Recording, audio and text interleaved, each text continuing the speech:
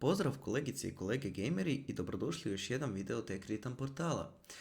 Želio bih vam ukazati na jednu malu sitnu stvarčicu, a to je da mi zapravo imamo i web stranicu Tech Ritam portal.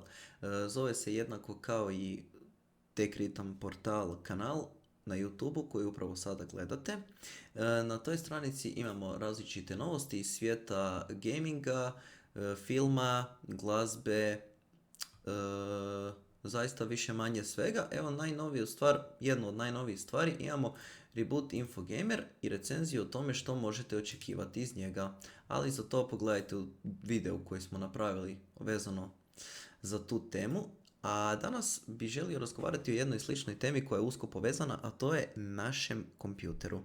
Dakle, naš rig koji mi imamo, neki ljudi su pitali kakav je i ljude zanima s čime mi zapravo raspolažemo i što zapravo naš rig sve ima, koje su specifikacije. Pa evo, neki ljudi su vjerojatno na Infogameru, pošto uvijek postoje neki određeni popusti prilikom kupnje različite računalne opreme, računalnih komponenti kao što su grafičke kartice, procesori i slične stvari koje čine vaše računalo računalom. Vjerojatno su kupili neke upgrade, nazovemo to tako.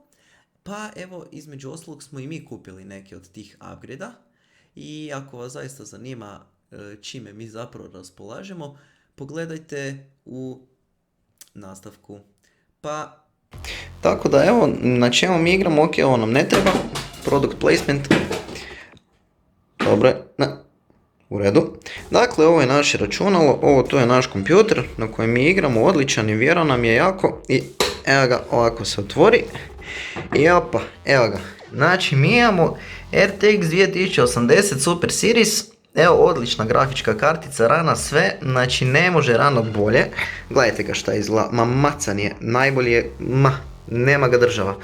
Ali šta je najbolje, mi nemamo jednu, nego imamo dvije takve, di su, dvije takve, evo ga, znači upgradali smo si rig nenormalno. Evo, hvala što ste pogledali ovaj kratak isječak, nadam se da smo odgovorili na pitanja i evo, do sljedećeg puta, uživajte i čao!